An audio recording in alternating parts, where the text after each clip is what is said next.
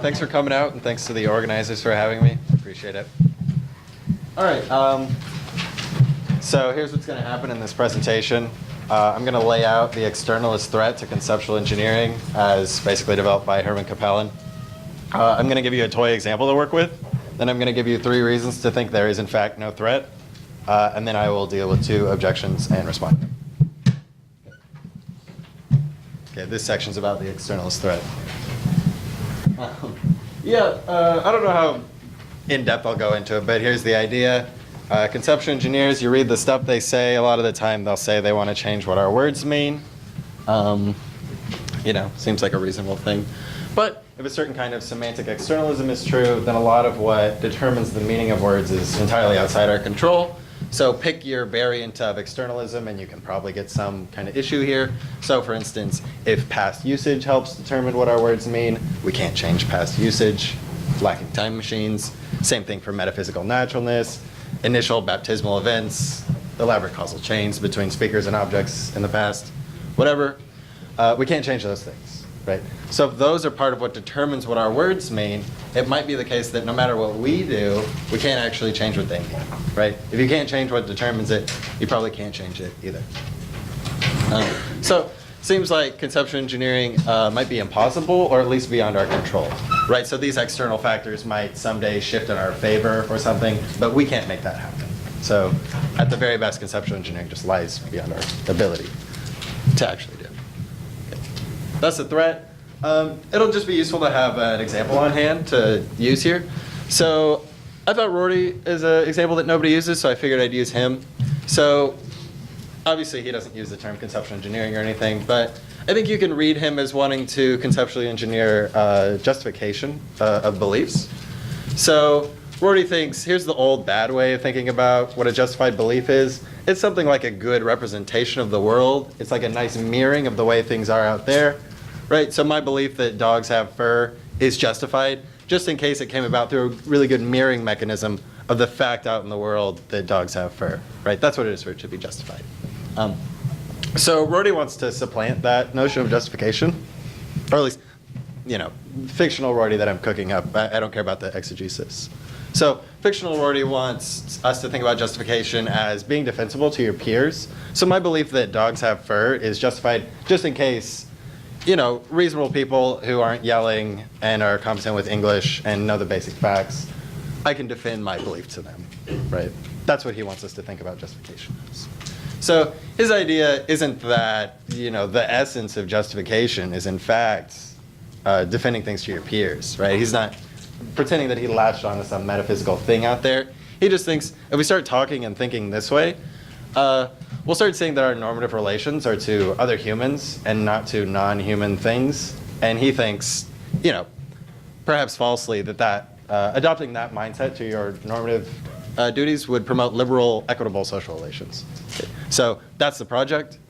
Here's the way the externalist threat threatens that project.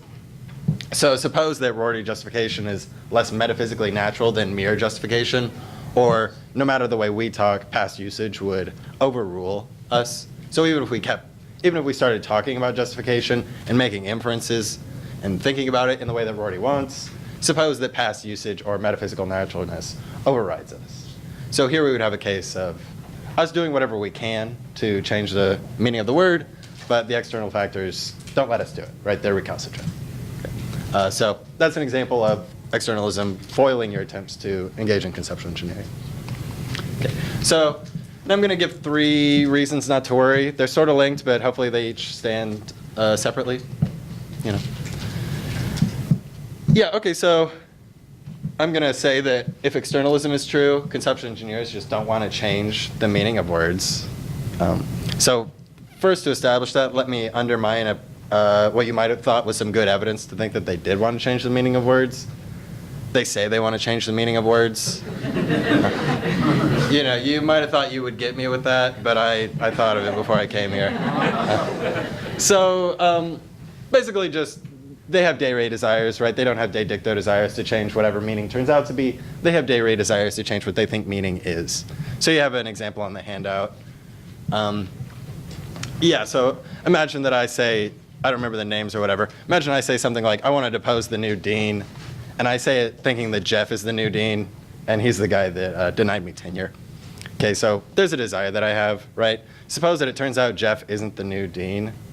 It would be weird to attribute to me the desire to depose whoever the new dean is, in fact, right? You can't just substitute a different interpretation of my words and get desire content that I, in fact, have, right? So I have a de re desire in that case. Idea here, take an internalist. They're going to say stuff like, I want to change what words mean. Clearly, it's possible that what they want is to change what words mean, whatever meaning happens to be, right? But more likely, they want to change what they think meaning is. Similar thing for an externalist. It might be the case that they adopt externalism about meaning, and they think they want to change meaning, but on reflection, they would realize what they want to change is actually not what they think meaning is, right? So any conceptual engineer, we need to do a little more than just see them say the words, I want to change meanings, to figure out whether they actually want to change meanings if externalism is true, right? So the avowals are not enough on their own. So here's a test to see if they want to change externalist meaning. See whether changing externalist meaning is necessary or sufficient for satisfying their desires. I'm going to suggest, obviously, that it's neither. Okay. So why I think it's not necessary? Okay, so suppose Rorty, in some kind of freak accident, Rorty enjoys a revival, and his idea about how to talk about justification just spreads like wildfire. Everybody starts thinking and talking about it exactly the way he wanted, right? But unfortunately, the metaphysical factors, or the metaphysical naturalness of justification, or the past usage, or whatever, doesn't change, and so the word keeps meaning mere justification. Okay, let's ask, did Rorty get what he wanted? It seems to me clearly he did, right? Is Rorty going to be upset if people are enjoying these nice liberal social relations, but their words really don't mean mere justification? I don't think so, right? He got what he wanted out of the engineering project. The way people behave and talk and think is different. So it's probably not necessary. Is it sufficient? Well, suppose Rorty had a magic wand and he could change past usage, but not current usage, or he could change the metaphysical naturalness of candidate meanings for justified, and he does so, and the meaning of justified changes, but nobody starts thinking or talking any differently. Would he have gotten what he wanted? No, obviously not, right? He doesn't. His ultimate interest is not changing the meaning of this word, right? His ultimate interest is getting people to think and talk differently and treat each other differently. Okay. So, at least fictional Rorty here clearly doesn't want to change externalist meaning, and I think this case is going to generalize pretty well. So, take somebody who wants to change the meaning of torture. Imagine they change it such that like the US stops doing it or something, but the actual meaning of the term doesn't change. Are they going to be upset about that? Probably not. You know, if you feel like there's a case where people really do want to change the semantic facts and not something else, I'd be happy to hear it. But I think in general this is going to hold. Okay. So that's the first reason. The second reason not to be worried about semantic externalism is that we can just engineer externalism out of the language in the following way. So okay, here's the proposal. Something makes externalism true, right? It's not just a brute fact that external factors are relevant to what our words mean. So just change the thing that makes externalism true so that it's not true anymore, right? Also, I'll just say, I don't think this argument here is airtight, so feel free to pursue. So if you felt like you needed to raise an objection, the other stuff's so unobjectionable that this is where you would sink your teeth in. But yeah, so let's think, like, what are the candidates for making externalism true? It's not like what my birthday was or how many presidents there have been. There aren't a whole lot of good candidates for doing this, if you want to call it grounding work, right? So let's look at three of them. The linguistic tokens involved, the actual reference, or what I'll just call our linguistic practices, sort of, it's a little too easy, but just think like the mental states and utterances and various behaviors that are wrapped up in our talk. Okay. So let's see which one of those comes out as a clear winner for making externalism true. Linguistic tokens themselves are not a promising route, right? Water could have meant any other thing, so that is just right out. If you want to say stuff about reference magnetism, I'll talk about it in the Q&A, but it's probably not the reference themselves either. So it's perfectly possible to refer to things that are currently referred to by terms that are governed by externalist factors, using terms that are not so governed, right? So I can talk about water, not talking about water. I can talk about Kurt Gödel, not using the term Kurt Gödel, so on. So it's probably not the reference themselves, right? Merely by themselves, references don't have the power to make externalism true of a given term. Yeah, or so I claim. So how about linguistic practices? Well, those look like a good candidate, right? So if everybody agrees, let's use the term water to refer to anything that has the microphysical structure of the watery stuff around here. Looks like we just made externalism true of our term, right? So it seems like, at least prima facie, linguistic practices are a really good candidate for what makes externalism true. But hey, what do you know? You can change linguistic practices. Conceptual engineers themselves are probably not going to be very good at this, but in principle, you could change this, right? A mad scientist who could rewire people's brains and whatever could reconfigure our linguistic practices in the appropriate way. And even if you don't like linguistic practices here, this response is going to work if it turns out to be the case that whatever does make externalism true is changeable. So just a glib example, Cider sometimes acts like there's semantic gods. He'll drop that term. So imagine that the semantic gods are the people who make externalism true. Well, if you can petition them with prayer, presumably you could make externalism false, right? So substitute in whatever your whatever story you want to and see if it works. So that's the second reason to think there's not a threat here. Last reason. Yeah, okay, so here's this thing that people can't change, externalist meaning.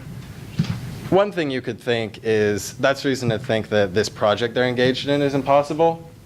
Another thing you could think is that that's reason to think externalist meaning is just not what they're targeting, and instead they should be talking about something else, right? So if some metaphysician or philosopher of language comes along and tells you that something you thought was perfectly possible is in fact impossible for recherche metaphysical or metasemantic reasons, they're probably just not talking about what you're talking about. Or, yeah, so I say. Yeah, so why not just devise a new sense of meaning to talk about, right? It seems like we're not interested in externalist meaning. Why not talk about something else? Probably no other extant sense of meaning will do this work appropriately. Yeah, I mean, I could pursue that more, but like compositional semantic value would be a weird thing to target as the thing that conceptual engineers want to change.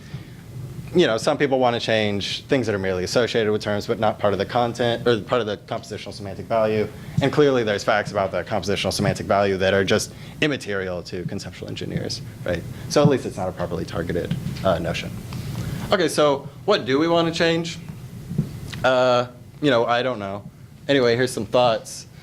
Maybe one sense will work for everybody if you just use a highly general sense of the causal powers of tokenings of terms and concepts. So here's the idea. Look at anything, you know, look at any conceptual engineering project. What do they ultimately want to happen? Well, just like different events to take place. And they have some view about why certain tokenings of terms, of thoughts, will bring about those events or not, right? So people think, oh, when people token the word torture, they have a negative feeling. So if we can just move around those tokenings, we can shift the negative feelings around, right? So rather broadly, you could construe that as the causal powers of tokenings of terms. That can be changed, obviously. Or maybe different conceptual engineering projects call for different senses of meaning. So you might think some people want to change the inferential roles that terms are wrapped up in. Other people might want to change what Herman calls lexical effects. So that's sort of, so here's a case. Take people who wanted to make queer no longer pejorative. It's not like they wanted to change the extension of the term, although maybe some later people did. Seems like what they wanted to do was change the associations that the term called up and the way it felt to be called it, right? Or you might want to change the communicative upshot. So you might think of somebody refining a scientific term. All they're doing is changing what information is conveyed by somebody uttering that term, right? And yeah, all those things can be changed, at least in principle, right? Again, conceptual engineers might not be very good at it, being philosophers, but somebody, you know, sufficiently situated might be able to. Okay. So those are the three reasons to think it's not a threat. I will now go over some objections and responses. How much time do I have? Okay, great. Great. We'll go deep into this. Yeah, so what about truth?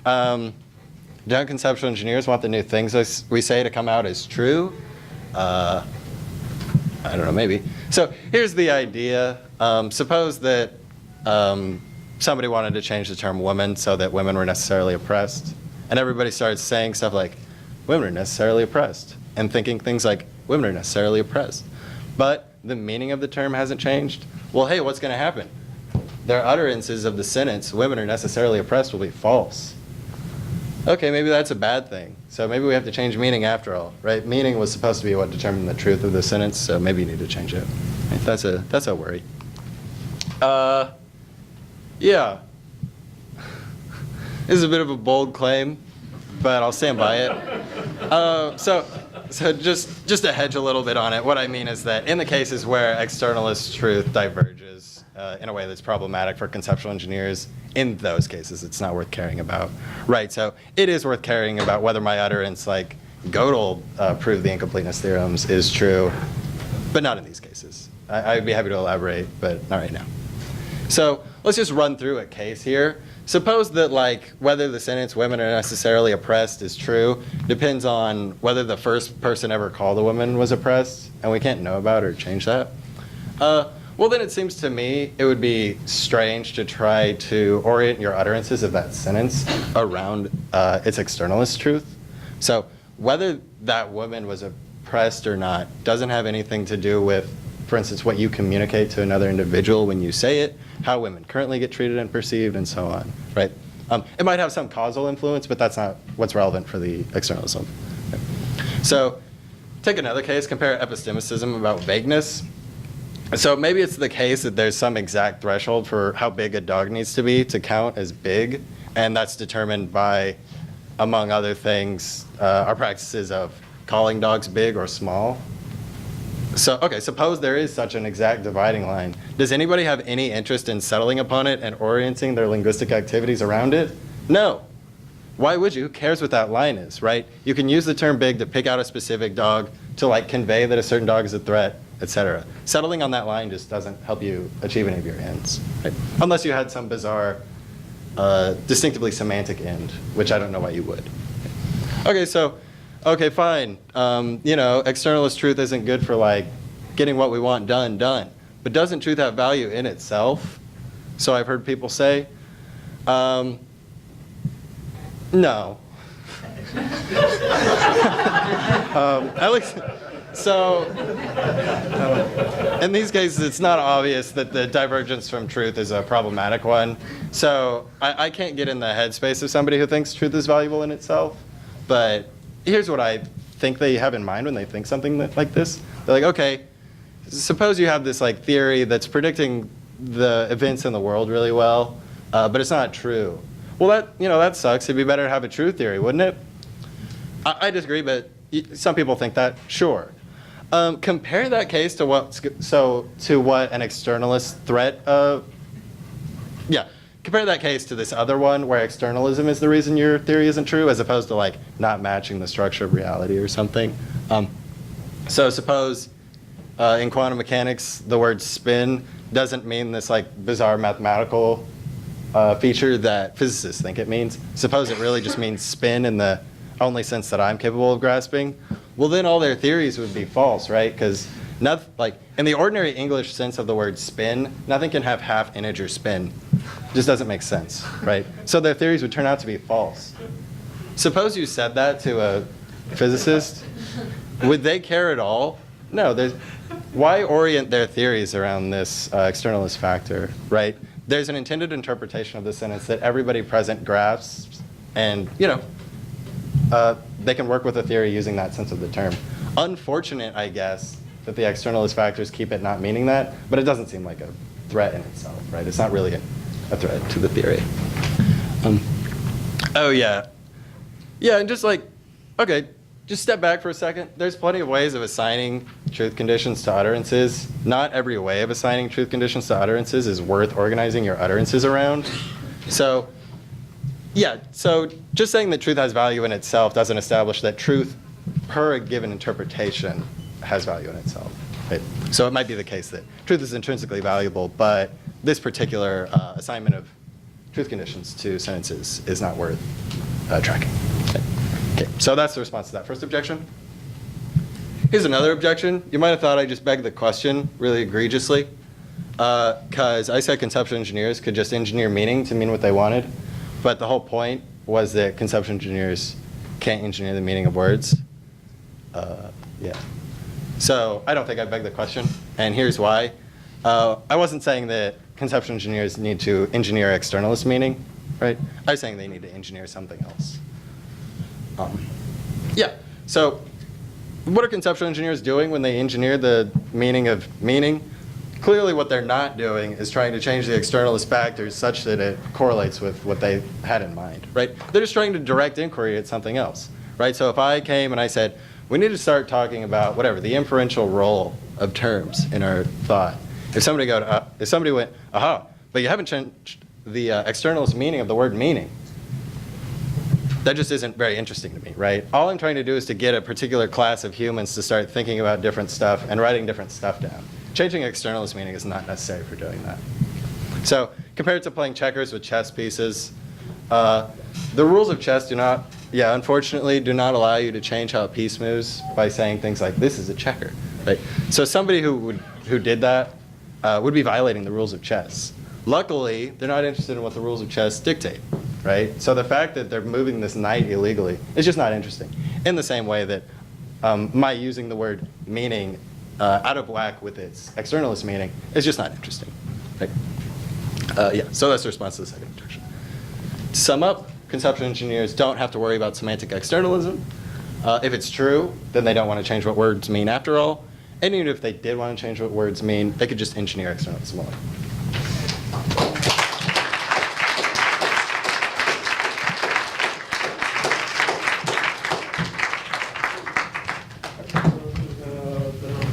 One, two, three, 4, 5, 6, 7, 8, 9. Everyone's got a number? Everyone remembers their number? Okay, number 1. Okay. So this is a super crude question that I'm getting, and before people know what's going on and start asking a question. So just the very way the problem is set up in the first place, that externalist meaning depends on these very complicated, spread across the world factors, and we don't have control over those factors, sort of implies a principle that's sort of known to cause trouble elsewhere in philosophy. It sounds a lot like the argument that Van Inwagen uses to show that we can't have free will, because how we behave depends on stuff that happens before we were born, but we don't have any control over stuff that happened before we were born, blah, blah, blah. And, look, whether my hand goes up depends on complicated neurochemical stuff, and my brain, I don't even understand that. I can't control that stuff. Yeah. Something is wrong with those arguments. So I can see the force of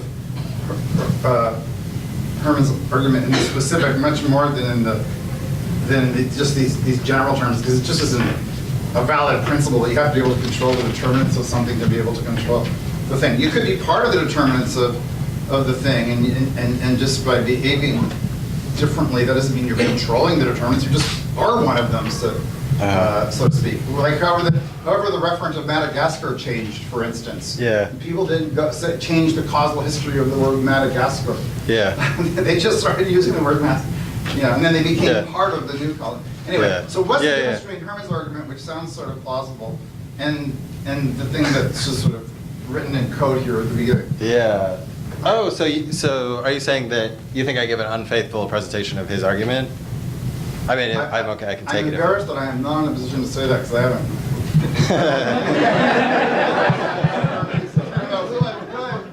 I want to maximize offending the right people, so I haven't read that. No, it just sounds, I understand in principle how you could see that it would be hard for like one little ant in the stream of factors. But just the way it's written. So what I'm really wondering is, I'm sort of positing for the sake of argument that Herman has a compelling argument.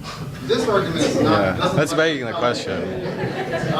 So for the sake of argument, what's the difference between Herman's argument and this argument? So I have to, well, I mean, I just don't think there's an interesting difference, but let me try to illustrate a case that's So, okay, so let me illustrate a plausible case and then try to explain why it's different from the free will stuff, I guess. So, okay, like let's take the following case, whatever. Just imagine that H2O is the most metaphysically natural meaning for the term water, and like XYZ isn't, and weird variants of H2O aren't either. Then suppose everybody starts organizing their water talk around some weird variant of H2O or XYZ or something. The metaphysical naturalness of H2O is going to magnet it on to H2O anyway, and so we won't mean what we want it to mean. Right. So Just to say, one can see in principle how, given the actual determinants of meaning, yeah, if you say what's going on in detail, one could see there could be obstacles to people sort of getting in on the act. yeah, And that would seem like it's sort of on a case-by-case basis. Uh-huh. But this makes it sound like there's this sort of this huge thing, the externalist determinants of meaning. This Yeah. is me and a few of my friends. Uh-huh. You know? That's the thing I'm saying. I'm not saying before the first. So one can. Anyway, that's all I have. it sounds like it's a better question for, like, I don't know, I'm not going to defend his argument. I don't. Anyone here defend Herman's? Okay, so. But yeah. Yeah, actually, so I thought I was so I didn't really Got a assign finger on myself. this? Okay, sure, go finger. No, I want you to have a finger on it. I'll do figure a little bit later then, because then I just don't hook all the time. Number 2, who's number 2? So I'm just wondering if you could say a bit more about why you think that you're not trying to change compositional semantic value. Oh, yeah. Framework famously argued that, against the possibility of conceptual change, they could change the concept, change the extensions, and then you know to go. Yeah. So,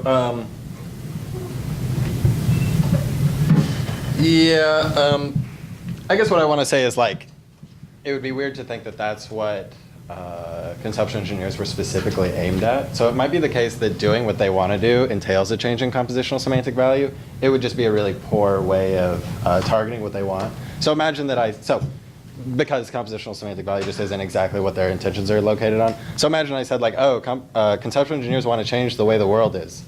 Like, yeah, doing what they want to do will involve changing the way the world is, in the same way that doing what they want to do will change the might change the compositional semantic value of certain terms. But it's just not a good way to specify exactly what they're after, because compositional semantic value includes all this information that's just irrelevant for their purposes, right? Like, nobody cares about the semantic type of the word race, right? It's just Care about the extension of a scientific term, right? So someone brought up the example that using the bias graph for the brain, so bias graph could really change functions. Using Google seems like if you was able to provide a definition, it would have had a different extension. yeah. Well, extensions are not whatever. Okay, so fine. Some conceptual engineers want to change compositional semantic value. It's rather in the act of trying to find true theory, you may end up changing. Sure. So, if you can provide an example of somebody who wants to change that, I have no truck to deny. Like, fine. Maybe some conceptual engineers do want to change compositional semantic value, but clearly a lot of them don't. So, when I gave the example of queer, right, they're not out to change the compositional semantic value of that term, and it seems like plenty of other people aren't. So take Rorty, right? You can imagine Rorty is an expressivist about justified, and in fact, all that he wants to change is when people token it, even though the compositional semantic value is still going to be this weird thing with hyperplans or something, right? So even if some people want to change it, it doesn't seem like a good way of getting what everybody wants to change. Right? I'm Fareed. Pleasure to meet you. Nice to meet you. So here's one way of thinking about something that comes up in Herman's stuff. It might be that certain kind of paradigmatic kinds of internalism about content or about meaning or about anything might make it easier to change than certain kinds of paradigmatic kinds of externalism. Yeah. But the core issue isn't about internalism and externalism at all. As such, it's just about like how hard it is to change the relevant thing that you're trying to change. Mm-hmm. And I want to know what you think of that. I mean, one thing to think is part of what you're bringing out is like some of your reasons have to do with like don't assume the thing you're trying to change is meaning of which externalism is true. Yeah. But then I was thinking a version of some of kind of what Herman's pushing is like, look, tell me what you're trying to change. Yeah. And then I might tell you, hey, a hardcore version of externalism turns out to be true of it, and maybe particularly hardcore forms of it.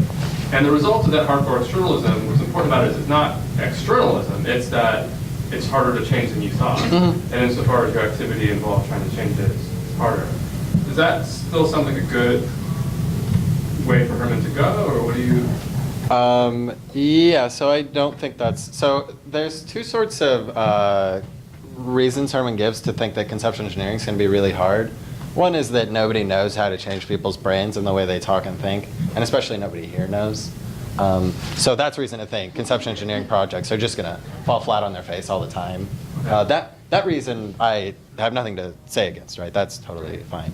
But I do think that, okay, look at what conceptual engineers want to change. It's like, my belief that what they want to change is changeable is going to be more certain than any theoretical construal of what they want to change that entails that they're not changeable, right? So like, some people want to change the meaning of woman so that it includes, whatever, trans women. Like maybe that change has already happened, but whatever. So if anybody came to me and said, oh, actually what you want is this impossible thing based on the grounding base of the meaning of the term woman, I would just think that must have been poor psychology, right? I mean, maybe some people want to change impossible stuff, but it doesn't seem like conceptual engineers do. I'd say this back to you. Maybe like the slightly less charitable reading to some people is they're not quite yet sure what they want to change. They want to change something in the vicinity of stuff. And some of the stuff they want to change just turns out to be harder than other stuff. And so they might have fallback options of changing X if they can't change Y.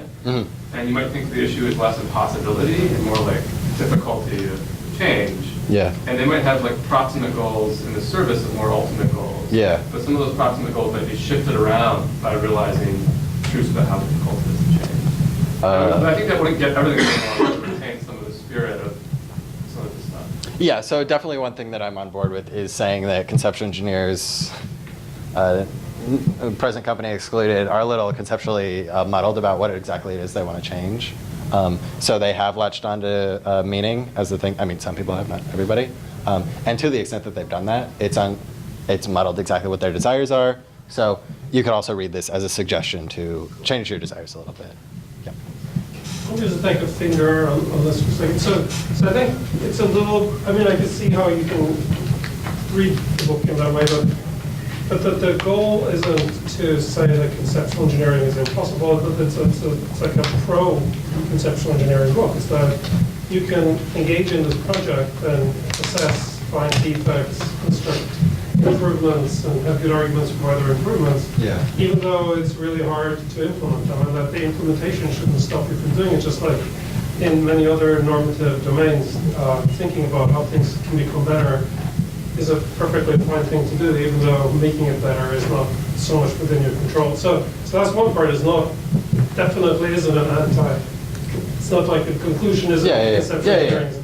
And then the other thing is connected to what David said, is that this isn't about internalism, externalism, it's about being in control, and I keep saying that, even if you're an internalist, and I'm going to say more about this tomorrow, so these can be very hard, very, very hard things, and that activism isn't something we're particularly well trained to, and so on. So I'm not quite feeling that this is hitting the key assertions in the book. Yeah. It's not against conceptual engineering, it's not really about externalism, it's about whether we're or not. You haven't told me about something we're in complete control of, or just, the general point doesn't sit that. Yeah, so there, let me say a couple of things, two a little defensive. One, here I am sloppily just talking about conceptual engineering as the activity of trying to get people to change their concepts. So nothing I say here bears on the legitimacy of having people sitting around evaluating concepts. So I didn't mean to act like and I didn't mean to attribute to you the view that they shouldn't engage in that activity. This is just about the activism implementation stuff. And so this claim that in fact externalism is not exactly the locus of the point of the book. Okay, just defensively, it is claimed that externalism makes conceptual engineering nearly impossible, or at least hard, so that's like a claim in the book. So then even if internalism is true, let's say, seems like conceptual engineering is still difficult. What I'm going to say is that, yes, it's difficult in the sense that anything is difficult. So you talk about in the book how it's hard to just make any kind of social activism is extremely difficult. Again, I'll be totally on board with that, even for an internalist meeting. But if you wanted to run internalist meeting in sort of the same sense here, and you say, oh, look at the grounding base for internalist meeting, it's actually all these weird things that we can't really understand or control. If you ended up getting the same conclusion from that as you already have from the externalist stuff, I would again take that to be evidence that people don't want to change internalist meaning, right?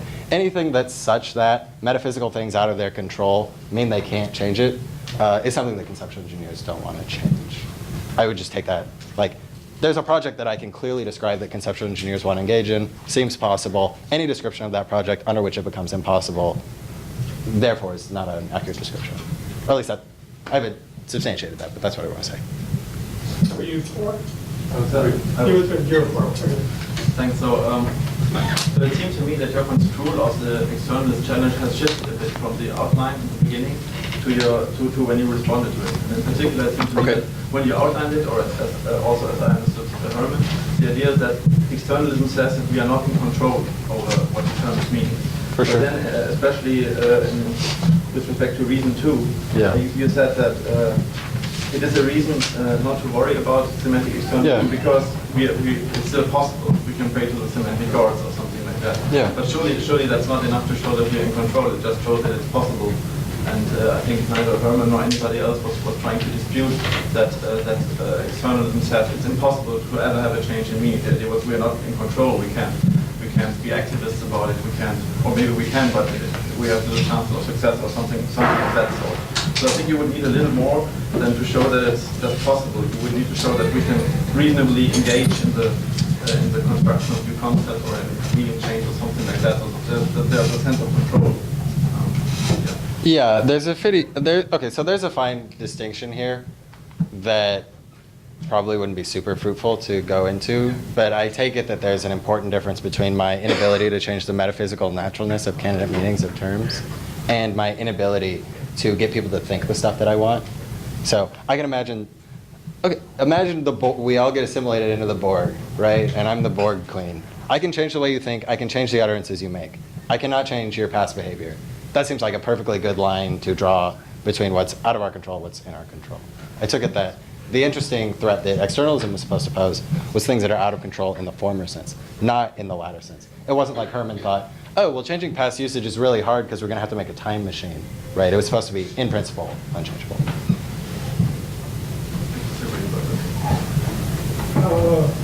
5. Yeah, I was 5. This is really a bit of a follow-up now on what David and Herman were saying. I mean, 2 points. One, somewhat sympathetic to your view, and one somewhat less so. First one about what you're in control of on the internalist view. I thought you did actually gesture briefly at aspects you were in control of. When you basically were talking about your, this is the first section, about your use of a term. And I think if you want to point to something that someone's relatively in control of, then maybe somehow the narrow use of a term is certainly not something that's complete control of, but certainly doesn't seem to be something which is obviously subject to the kinds of worries which externalist meanings are subject to.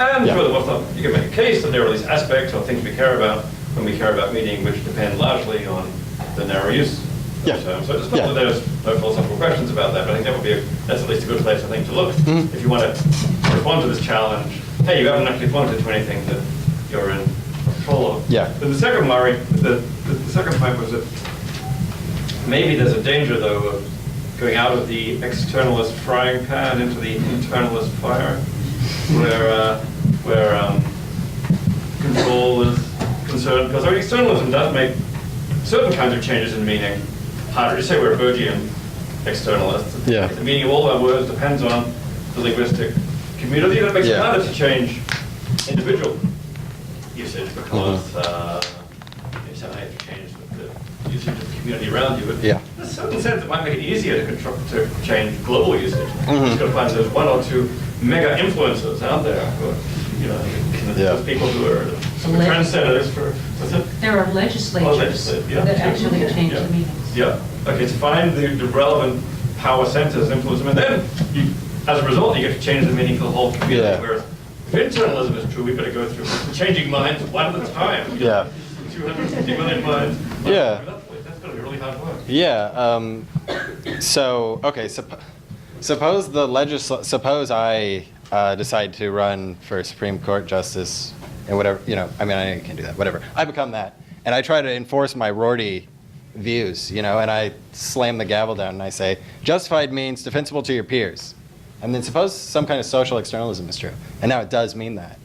Well, so what? I'm just some guy who slapped my gavel down, right? The people haven't become liberal and equitable in their social relations, have they? No. So the internalist work just isn't, you can't get around it, right? If what you want is to change the way people treat each other, you have to change the way people treat each other. You can't change any interestingly metaphysically determined thing, right? I mean, clearly they're related, but this is going to be some kind of causal link between my slapping the gavel down, laws being enforced, whatever, not a merely constitutive one. A constitutive one is just not interesting for the purposes of somebody who wants to make Rorty's utopia take place. Sally has a finger on this. I am so confused. So I lobby my legislature to change the definition of rape so it doesn't require penetration. Yeah. Right? And they do. Yeah. I think that's huge. Yeah. It makes a big difference. Sure. Why is that? Why isn't that an easy, relatively easy way to change the meaning? Well, I was saying, suppose it is a way to change the meaning. That doesn't suffice for doing everything that you might want to do in a conceptual engineering project aimed at changing the meaning of the word rape. So suppose the legislature now uses this definition of the word rape, It's a but law. nobody. And so people Yeah, yeah. get put in prison. Yeah. Do things even if they're not penetration. Yeah. So it changes the world. It doesn't just change people's heads. Yeah. Right. Which is, I don't know, that's just sort of what I'm saying, right? Is what you need to do is make these calls. So Well, what I'm why saying is that, and why is that? I think I'm just confused because I think you're talking about meta-semantics. You're not talking about semantics. So an externalist, as I use the term in semantics, just thinks that meanings are in the head. Yeah, And sure. an externalist meta-semantics is about how the meanings that aren't in the head are determined. Yeah. And you seem to think that an externalist about semantics has to say that nothing that anyone ever thinks or does or whatever has any relevance to meta-semantics. And who says that? If it came off that I thought speech behavior was entirely irrelevant to externalist meaning, that was my fault. I didn't mean to imply that. Yeah, but look, I mean, the legislature changes speech behavior, boom, like Yeah. that. It's not hard. Yeah, but so what they do is make this interesting causal thing happen. People start talking What differently. else is there except causal things happening? Well, there's whatever the metaphysical determinants that have no causal power hook meaning onto, right? So the metaphysical naturalness of meanings doesn't have any causal powers. Your lobbying would have been just as effective if internalism Yes. was true. Because it turns out people whose meanings need to change those of preposition, people in power, right? Yeah, please, the judiciary and so on. Turns out that would have the same. But it's like one way of putting Jared's point of view, even if you didn't change the minds of everyone in change the meanings for everyone in the community, you still wouldn't have those relevant effects. That's an externalist point. Externalism about the goodness of the effects, but I don't think anything there requires externalism about meaning. Never mind. I thought the worry was that externalists are not going to be able to get many of these good things. And I just don't, I guess I'm confused, why not? And that's a different point than the point you're making. You're saying you don't need externalism. That's a different point. I'm trying to say externalism's fine, no problem here. Sally Yeah. have a finger. Yeah. So I think this is true. I think there are versions of externalism where that's great for control. That's one of the things that we're talking tomorrow. I mean, if the externalist factors were all about this little piece of paper, I can move it around at total control. If it's judges, it's a little bit harder, but yeah. Yeah, just a little bit. So there's no connection. That's why I was saying it doesn't have anything to do with external. But now we're at number 6. Hello there. Hi. This is a question about your recent numbers. Yeah. In engineers. Yeah. So I'm curious whether your point in this section is that conceptual engineers can re-engineer our entire language such that in general, externalism is in general. Yeah. Or are you trying to make the much more narrow point that you can re-engineer a particular concept or two Yeah. concept is no longer best accounted for in an externalist way. I would have thought you'd want to go for the second, since it's much more narrow, modest, and I would think it would be more plausible in that if we can change what you're calling our linguistic practices so that externalism is no longer true, I would think it would be easier to do that in a few cases. Yes. Those become, but Yeah. your talk made it sound like you wanted the first. Yeah, no, that's a good, yeah, my fault. No, I meant the second claim, but I take it that there's reason, some views are going to entail that you can't just piecemeal make some terms non-externalist, right? So you might think like social externalism is just true about every single word, and so if it's going to get engineered, it needs to get engineered out of the entire language. So I suppose that's still in principle possible, just depending on the linguistic practices of the community. But There'd be problems, it just seems more possible. yeah, so definitely for any particular conception, I mean, this isn't a suggestion for what conceptual engineers should actually do when they're trying to change the meaning of the word justified or whatever, right? Yeah, this is just an explanation that the truth of externalism is not an in-principle obstacle to changing the meaning. So, like, yeah, changing individual words will be easier, or changing whether externalism is true of a given word is certainly easier, but I don't think that by itself suffices to make this go through. Someone- Yeah, there's two ways really you could respond to the externalist threat. One is to There are say, three. hey, externalism is not so bad, let's keep externalism and make that's not compatible. The other is basically to give externalism the highway.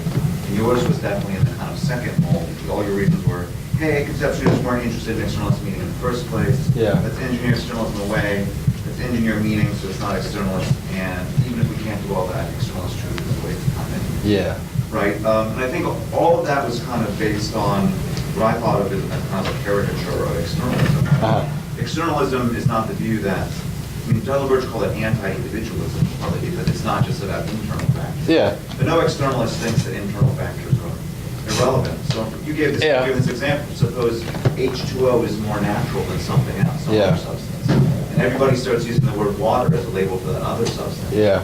You kept saying, oh, but it's still going to lock onto H2O, because that's Yeah. what the externalist thinks. But Yeah. I never met an externalist who thought that, basically. It's not, the externalist view is not that the trump, that the external factors trump everything that you do. Yeah, yeah. I mean, David Lewis just had it as a kind of tiebreaker model where Yeah, all the internal yeah. factors are the same and the outside stuff can be a tiebreaker. Yeah. And so you might have a different model in which, hey, since the internal factors are also relevant to information, and I mean, already there's a lot of questions about, is external stuff more or less under your control? Is Yeah. internal stuff more or less? This is basically a picture of external stuff that's outside of control. You might have a much more positive picture on which, let's work on what we can control, the internal factors. In fact, that's what people seem to do. They want to change people's behavior, their dispositions to apply the term, all that internal stuff. Yeah. And that's how you conceptual engineer, while keeping externalism meaning, not kicking it to the curb. Yeah. So some people have versions of externalism such that there aren't going to be these in-principle obstacles to changing the meanings of our words.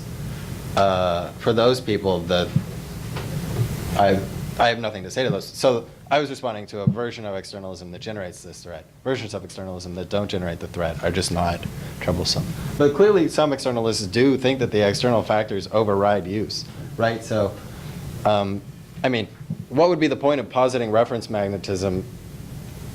Well, whatever. Yeah, I'll just sit with that. Some externalists clearly think externalist factors override use. Some reference magnetists think that. For instance, the people who use it to respond to moral twin Earth cases. But Anybody thinks that external factors can trump any amount. There's nothing you could do with use to ever escape its clutch. okay, yes, yeah. If that's true, then again, the externalist threat is just not a threat at all. So, like, that's all I can take all that on board. Yeah. Hey, great. So I wanted to put what you're saying in conversation with some of the things that Dave drew at the beginning of today's conference, and see what you think about this picture of what you're doing. So it seems like you start out by saying conceptual engineers say they want to change what our words mean. And let's just take it that conceptual engineers, at least part of what they want to do, is change what our words mean. Yeah. That seems to me to only apply to the re-engineering part, not the de novo engineering part of what Yeah. we're talking about. Yeah. It also seems to me to only apply, and I think they would agree with this, to the implementation implementation side, not the design part of the re-engineering. So I just wanted to check that that was an accurate representation of Yeah. the scope of your claim, because that seems to be only a small part of what Dave and maybe also what Sally was saying, conceptual engineers really want to do. Yeah. And even if there was this big externalist threat to the implementation side of re-engineering, conceptual engineers might just say, okay, so much the better for coming up with new words, Yeah. right? Yeah, so I'm totally in agreement. This is targeted at a specific worry for a specific stage of the conceptual engineering, like enterprise as a whole, just the implementation stuff. And I agree, even if what I say doesn't succeed, just introducing new terms is going to overcome most of these worries. Although obviously there could be other worries about those, and they'd need to be handled in a separate way. But yeah, you're right. I'm flag it because I think some people might have a picture of concepts where concepts are not just what words mean. So even if we change what words mean. Yeah. Oh, yeah, sorry, so. Bumps around the road, you know? Yeah, so I should have specified that just for ease of talking, I just talked about semantic externalism instead of mental content externalism. Yeah. But yeah, in a Yeah, more that makes precise sense. version, I would need to say Yeah. something about that too. Yeah. Just to be a tiny bit fair to Herman, I think in his book he does raise the control issue for coining new terms as well. Yeah, so. Yeah, that's not actually as much under control as you might think. Like, someone might think they coined the term conceptual engineering just to refer to this narrow project, but it doesn't follow that necessarily they succeeded. Yeah. Was there a finger somewhere? Did I just see a finger? Yeah. Is there a number? Was your number? I was 8. Is there a 9? Oh, I think I was 9, but my hand was my finger. Okay, well, is there anyone else who's I just wanted to, this is almost kind of a suggestion, but I just wanted to follow up a little bit on the tack that Dave was taking. Yeah. I mean, to kind of go back to your original example with Lori. Yeah. I mean, I think a little bit of the resistance that I felt during the talk was kind of like, by the time you had explained why externalism was not a threat, I sort of felt like who would ever care about if that's what externalism is. Yeah. It seems like it just doesn't matter. Yeah. And I mean, similarly, I guess, I mean, I didn't really buy the conclusion of the Rorty example because I feel like, for instance, if some terms had metaphysically natural meanings, or if all terms had metaphysically natural meanings, I don't think Rorty would be untroubled.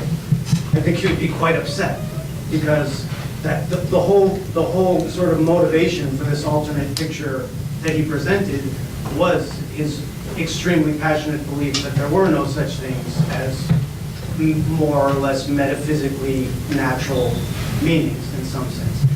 And it seems like if there were metaphysically natural meanings, then that would remove some of the motivation for sort of re-engineering terms in the way that he wanted to re-engineer terms, in any sort of interesting substantive sense of externalism. And I wonder if maybe in addition, maybe this is totally consistent with what you're saying, is that many plausible forms of externalism, if they're the sorts of things we really care about, just aren't a huge in-principle threat. And for instance, if there are metaphysically natural meanings, then maybe that's a motivation to conceptually engineer in the direction of those metaphysically natural meanings, as opposed to being an in-principle reason that would make conceptual engineering impossible. Yeah. Okay, so two things. The first thing was, if this is what externalism is, doesn't it, like, who would care about it? Not me. Some people do, though. Second thing, isn't Rory going to be upset if his terms do get magneted onto the metaphysically natural meanings? No, because Rorty doesn't assign any normative significance to the metaphysically natural meanings. So Rorty's going to agree there's a conceptual posit, call it reference star, where things refer to the metaphysically natural things. Supposing that we can pick out metaphysical naturalness purely descriptively, he'll agree that's what they refer star to. He just won't care about reference star, right? He'll think that's a bad concept to use. So he's not going to be upset that some construal of reference has things referring to metaphysically natural meanings, because that has no normative pull over individuals, right? At least on Rorty's view. Okay, well, which is one of the things where I if you want to hear more about this, come on walk tomorrow, because it's going to be much more. So I'm going to hold off. Until then, thank you very much.